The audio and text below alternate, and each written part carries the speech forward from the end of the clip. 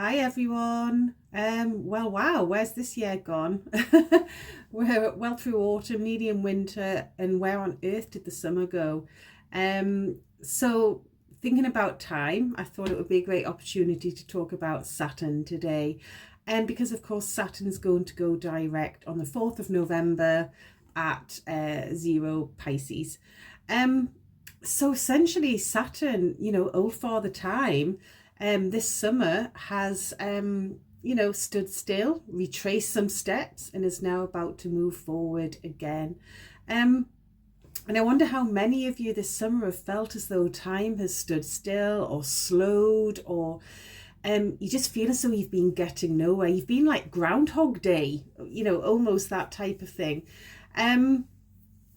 But also that the sort of feeling that you've perhaps been meandering down the wrong path, or changing directions, or just not knowing quite which way to go.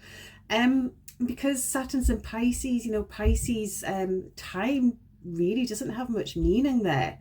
So clocks and regularity and all those sorts of things sort of become a little bit meaningless and lose their relevance. And that's why it's so easy to lose track and meander off course. So as you probably know, Saturn retrograded in Pisces around the 17th of June at 7 degrees. There's been a lot more to this retrograde than first meets the eye, I believe. So I want to share some of that with you in this video. And I want to reflect on what actually Saturn in Pisces means, and also what you may have experienced in this retrograde period, and then what it's going to be like when Saturn starts moving forward again, when it resumes forward motion.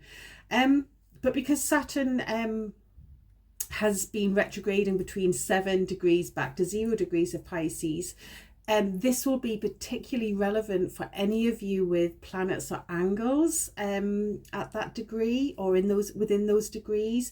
Anyone with mutable or water sign planets at those degrees. Anyone that has a planet ruled by Saturn, or just a prominent Saturn, in fact. And if none of those particularly apply to you, just the house that Saturn's been transiting through, in your chart, and any planets that may have been aspecting during this time. And then for any of you who may be a little bit more new to all this astrological stuff, there'll also be something here to give you some insight and some understanding of what all this means, and hopefully without too much astrological jargon, which I know can be a bit befuddling at first. So Saturn Pisces, well, yeah, how does it feel? And I say feel because Pisces is a water sign. It's all connected with our feelings and our emotions. And when Saturn's there, it's a very balsamic, a very wise sort of energy. It's almost like hermitic, being a hermit. It's like a master and a seer and a wise person. And it's a very 12th house feeling, I think, which is a little bit in contrast to that natural earthiness and practicality and realness of Saturn, which of course we associate with Capricorn, and also with Aquarius as well. Pisces is water, Saturn naturally is earth, and when the two come together, things can become a little bit murky, a little bit cloudy, a little bit sort of muddy even. And I think this energy, it can almost feel like we've been around the block. We're here again. It's Groundhog Day, as I've already said. So this is where it's very important just to take a breath and reflect on all the lessons that we've learned personally and collectively. And we also need to remember that Saturn is a social planet. It acts like a bridge between the personal and the collective outer planets. So everything we experience, and everything I talk about here today will resonate personally, but just what's going on in the outer world, in the media, everything that we're being bombarded with. I don't know, perhaps you felt a bit adrift, as though you're sort of floating around without a paddle, just floating around in circles. Perhaps you feel as though you've been changing course, or just unsure of which direction to take next, just doubtful in many areas. I don't know, perhaps you've been feeling a bit helpless about everything that's going on in the world, and it's almost just like, well, what can I do about it? You know, there's just so much. It just feels as though, we're a little bit ineffective, possibly. There's a weight on our shoulders personally, but collectively as well. Perhaps this has resulted in a lack of trust in the establishment, or the structures in your life that you were once so confident or so comfortable with. And therefore you're questioning about who you're aligned with, or who you're now loyal to, or who you trust. But on the other hand, it's beautiful energy for anything artistic, musical, anything to do with film or photography, or anything spiritual, charitable causes also. So it's the perfect time to think about how we can bring more artistry and fantasy and beauty into our lives. And one of my favourite examples around this, if we look back to a previous time that Saturn was in Pisces, 1935 to 38, Snow White was released by Disney. It was the first feature-length animated film, and it's so Saturn and Pisces. And around that time we had The Hobbit released, of course. You think about Tolkien and all those Middle Earth sort of imaginings in his mind, sort of brought into reality, actually onto the printed page. And I always think of The Shape of Water as well.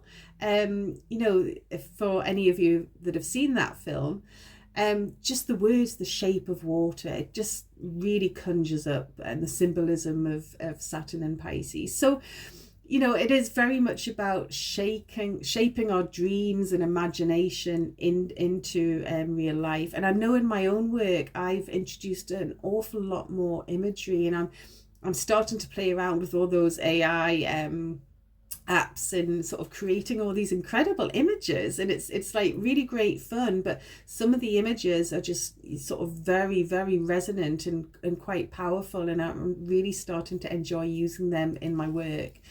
But I think with all of that, there's also potential for confusion too.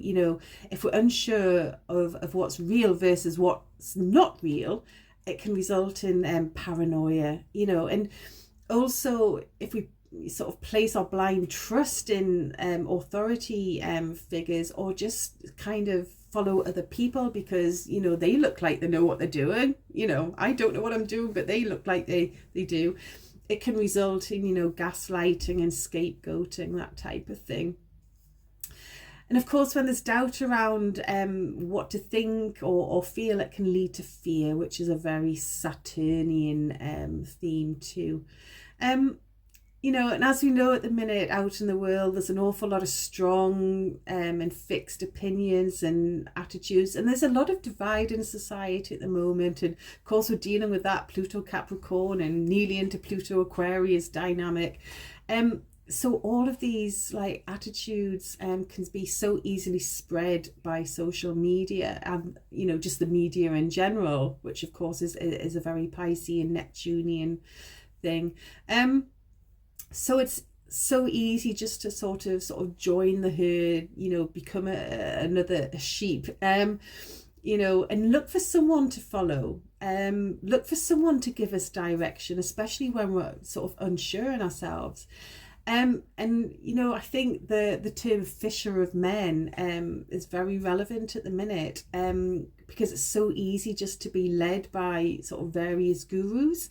And we just have to look at influencers, particularly the more controversial ones like Andrew Tate and now Russell Brand. And I'm not here to debate the rights and wrongs of them at all. This is just an observation. But they have a massive influence and almost cult-like following. And when we're unsure of where to place our trust, it's very easy to sort of pick up and follow that kind of thing. So it raises the question of what happens when we're too kind, too trusting, when we relax our sense of boundaries, our sense of responsibility, when we let those sort of borders down and defenses down, and when we put our responsibility almost out of sight and out of mind. And I'm just thinking back again in contrast to, you know, that Snow White example that I used, you know, back in the 30s between the First and the Second World Wars, the Nazis were actually rearming, which was in violation of the Treaty of Versailles. And, you know, around that, there was a lot of growing fascism. So we do have to be careful with our boundaries in letting our guard down too much. And of course, we've seen many examples of real flooding. It's not just metaphorical. You know, I'm just thinking back to Derna in Libya, when the dams burst and tens of thousands of people were killed. You know, the cracks in those dams were actually reported but ignored by authority. And then we just needed an extreme burst from Mother Nature, you know, extreme rainfall, and then the dams couldn't withstand the pressure on them. So I think that's quite symbolic of Saturn and Pisces. It's a test of integrity. You know, those dam walls, their integrity wasn't up to standard. And I think at the moment, in a lot of areas in society, we're seeing collective integrity being tested very much. But of course, we're social creatures, aren't we? And we need to connect emotionally. We need to sort of place our trust in our feelings somewhere. So perhaps we're looking for alternate routes, you know, away from the mainstream, whether that's spiritual or religious or artistic. You know, but spiritual connections are important because they can help us find a way through a sea of uncertainty, which I think we can safely say we're in at the moment. You know, but especially when we're sort of facing a loss of trust in the material world, all those old structures that we once placed so much faith in. And of course, as we face sort of this type of fear, we need to recognize it's there for a reason. Everything's there for a reason, okay? So let's use this Saturn and Pisces as an opportunity. Use it as that wise person to reflect on our experiences, reflect on the morals of the stories of our lives, because we all have our own stories, don't we? Let's reflect on our past and present experiences. Pisces is a water element. It's a water of memories flowing. You know, with Saturn there, it's all about those lessons flowing from our past that we can learn from. And I very much think that this Saturn in Pisces and this 12th house energy that it kind of resonates with, it's very much like sort of being in the womb and reflecting on our past lives and thinking about everything we'd like to do differently, and then deciding to do it differently when we sort of incarnate into the next life, when we come around the next time, that type of thing. You know, another really great example is Aesop's fables. You know, the Greek slave who wrote those incredible stories that all had a moral or warning. And, you know, we're going back to 500, 600 BC here. Saturn was in Pisces when he wrote lots of those stories, by the way. Excuse me. So I do think we should take the time to reflect on the consequences, you know, of our actions before we move forward, and just keep repeating the same thing again and again. We don't need to keep repeating the same mistakes if we just sort of think a little bit more consciously about the paths that we take. And there's another lovely quote from the late Stephen Hawkins, who says, the past informs us of who we are, and without it, we lose our future identities. And I think that also resonates very much with that, you know, Pluto moving into Aquarius and triggering that Aquarius Leo axis, you know, about our collective and personal identities. But I'm digressing a bit there, aren't I? Other themes that resonate very much with Saturn and Pisces, of course, are, you know, welfare, aid, charity, taking responsibility for those that are crying out for help. It's collective compassion. I'm just thinking about the earthquake in Turkey earlier this year, and then another one in Morocco. The structures, the buildings weren't robust enough to withstand the forces and the pressure on them. But we can think about those lost in the ocean, those drowning both literally and metaphorically. And we just need to think about the migrant situation, which is an ongoing global issue. There's a global cost of living crisis. Many of us are making sacrifices that we'd rather not be making. Of course, Pisces is a very sacrificial sort of energy. And we're still living with hangover and trauma, dare I say it, from COVID. And the subject of vaccines and, developing more defences against illnesses. And here we have a double-edged sword, don't we? When we're talking about the many questions around vaccines and the big pharma companies, which of course are, we very much link pharmaceuticals to Pisces and Neptune. And, taking that a step further, Saturn is in Pisces, which is Neptune's domain. And looking from a medical perspective, in astrology would associate the Saturn-Neptune midpoint with illness in the natal chart. So perhaps many of you have been feeling that kind of COVID hangover. I'm not saying it's literally associated with COVID, but many of us just feeling a bit lackluster, lacking in energy, or motivation. Perhaps you're just having an illness, or there's just something underlying that you just can't quite put your finger on, just a drain on your energy, so to speak.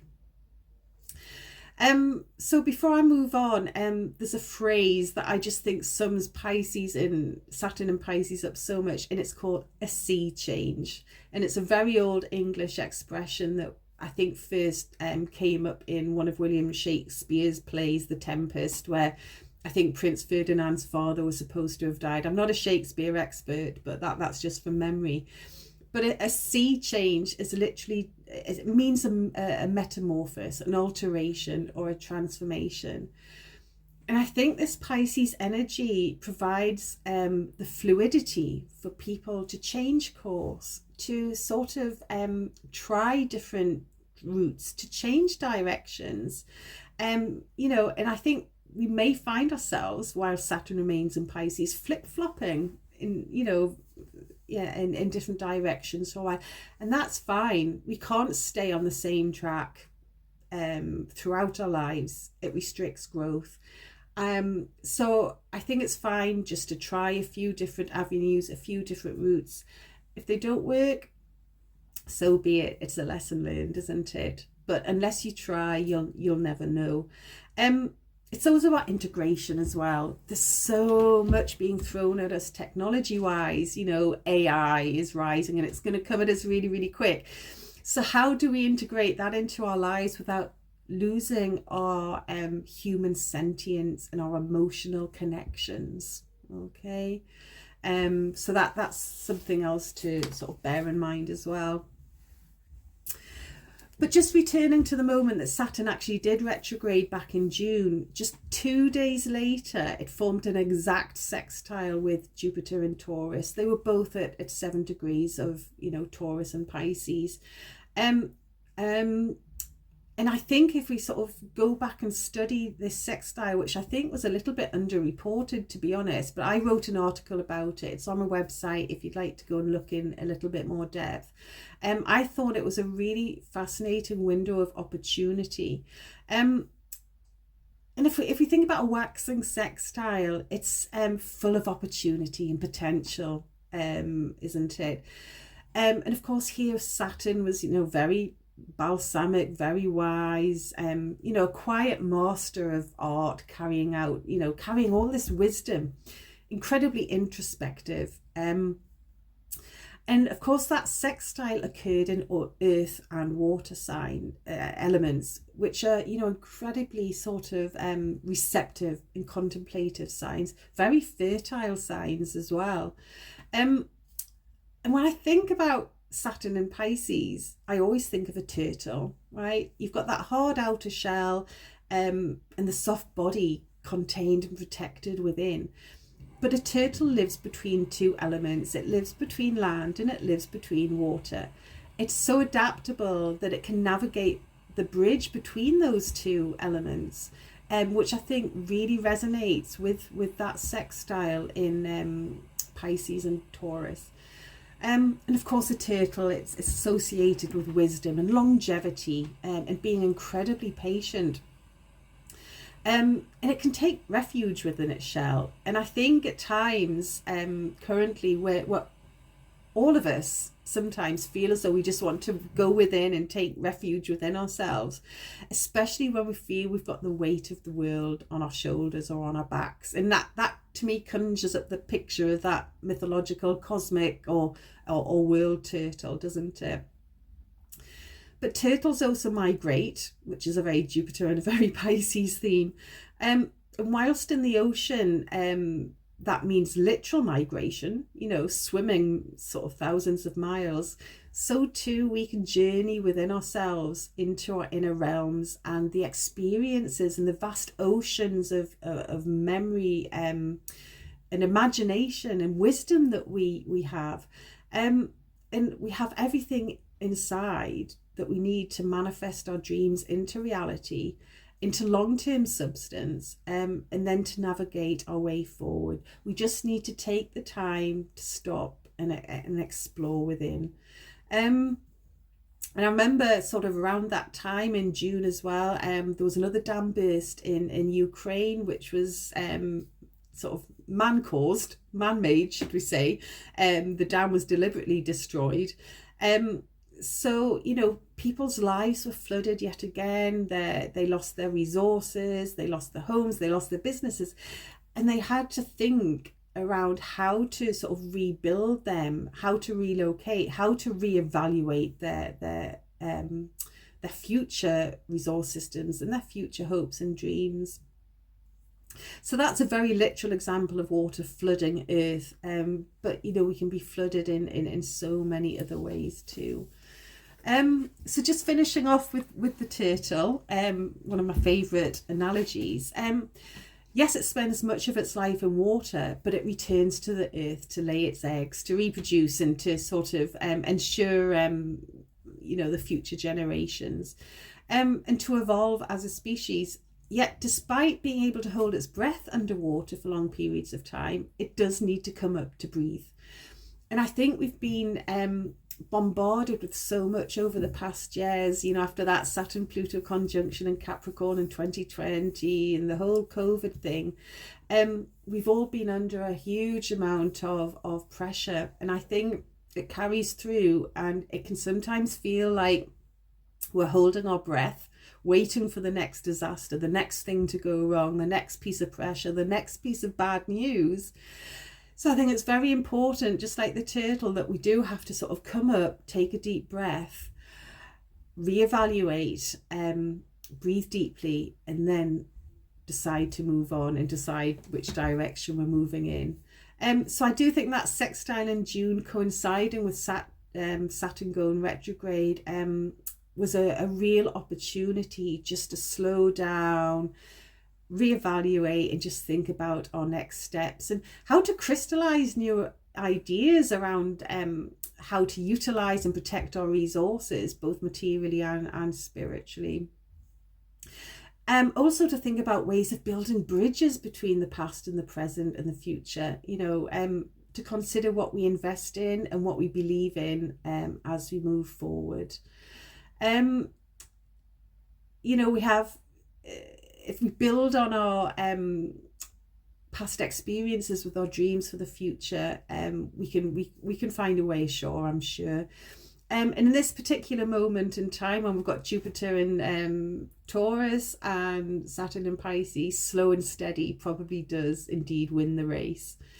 But if we think about this retrograde period from a bigger period, it's likely that things haven't moved as fast as you would have liked. Your progress has probably felt blocked or frustrated, or again, that Groundhog Day thing. It's been for a reason. Everything is for a reason, and it, you know, has been to equip you with more insight, you know, that reflection gives you, to equip you with more wisdom in order to make more informed decisions about your way forward.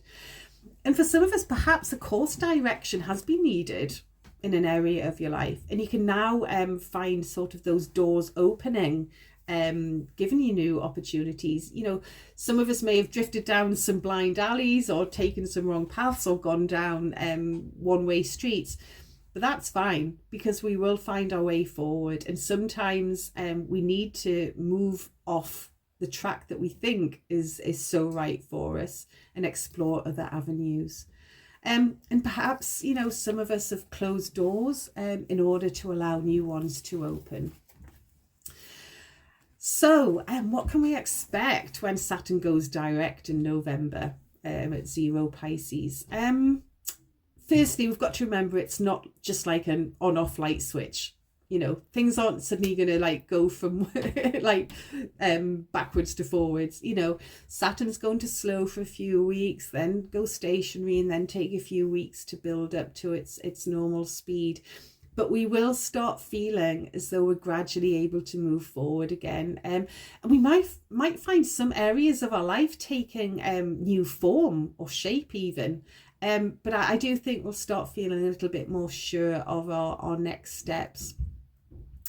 And we might even feel unburdened in some ways. Perhaps some of us have said a few goodbyes or experienced some form of separation over the past few months.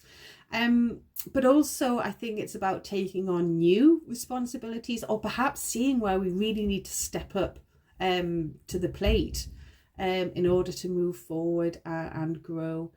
And of course, you know, Saturn's stationing direct at 0 degrees, and 0 degrees of any sign, it's always enthusiastic and exciting and innocent even in some ways. So, you know, it can feel like a new opportunity or fresh start on level. But I think more in this case, it's more of a like rebirth of something that was perhaps already established. And if we want a little bit more detail about this period in time, you know, around the 4th, 5th of November, we just have to look at some of the other planetary aspects. And there's just, you know, a couple that stood out to me here. I'm not going into huge detail, but these are just the ones that, you know, resonated with me. So we have a Mercury-Ceres conjunction opposite Uranus at 21 Scorpio and Taurus. You know, Mercury, Uranus is always about, you know, thinking outside the box, you know, perhaps speaking outside the box, surprises around the way we communicate. But I think with Ceres there, it could be about voicing what enrages us or upsets us, or voicing what we're feeling grief about or loss about. But certainly about discussing and agreeing what needs changing going forward, perhaps renegotiating terms going forward. You know, as we mature, we're talking about Saturn as the general picture here, our needs mature and change too, and we have to renegotiate certain things in our life. So I think here particularly, you know, financial and emotional commitments and arrangements. We also have a Sun Jupiter opposition at 10 Scorpio and Taurus. So perhaps after so much reflection, we can start to really see those doors open. You know, we can see a bigger picture and see some new paths, some new horizons ahead, some new sort of paths that can take us forward to growth. Financially and emotionally. And it could be about fixing these things in place. You know, I've just discussed 2 fixed oppositions here, which leads me to the Venus-Neptune opposition that we also have at that time, which is a mutable opposition. And this is where we have some leeway. This is where you have some room for compromise and, you know, flexibility amongst all that fixed energy. So I think that's a lovely aspect for exploring where perhaps we felt defeated or have been too willing to compromise, where we've given too much away, you know, where we have perhaps sacrificed more than what has been worth sacrificing.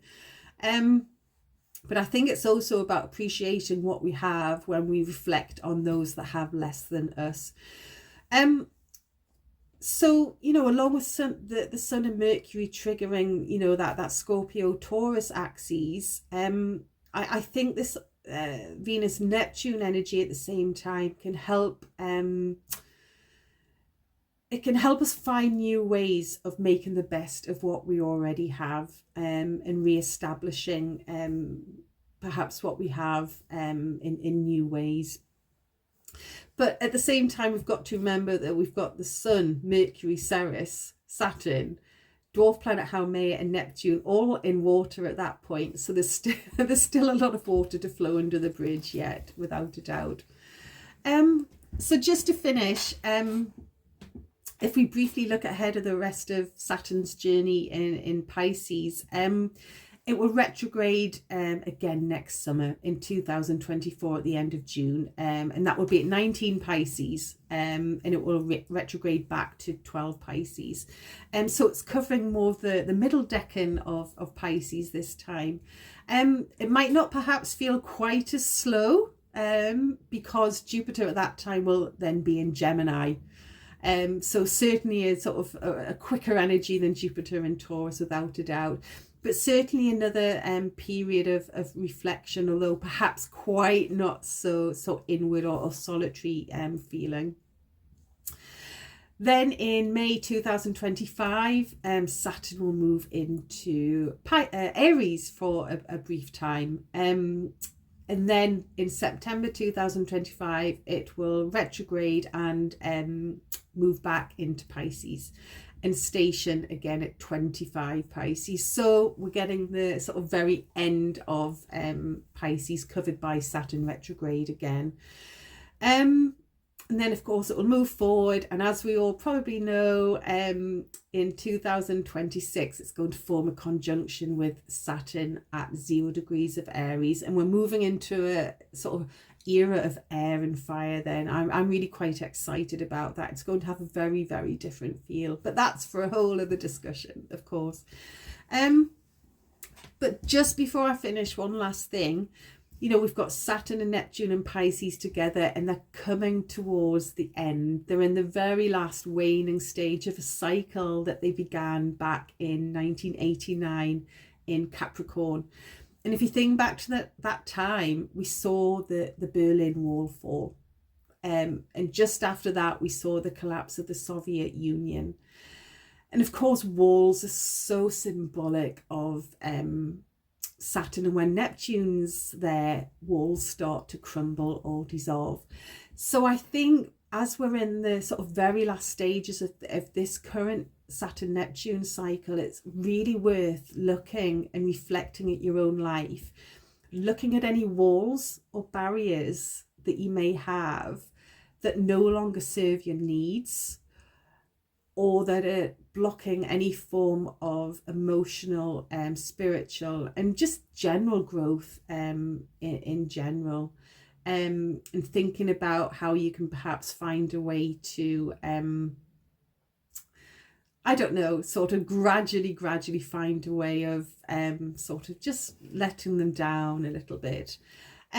So I hope that's been of interest. You know, if you're interested in any more, please head over to my website, LianneMcCafferty.com. I'm also on all the major social media platforms, you know, Instagram, Facebook, LinkedIn, YouTube, all those sorts of things. So it would be lovely just to hear from you if you'd like. But please get in touch, and I really hope that's just given you a little bit of insight and certainly some reflection. It's Saturn and Pisces after all, and it's a talk on retrograde. So thank you for listening, and hopefully I'll speak again in the future. Take care, everyone. Bye bye. Bye bye.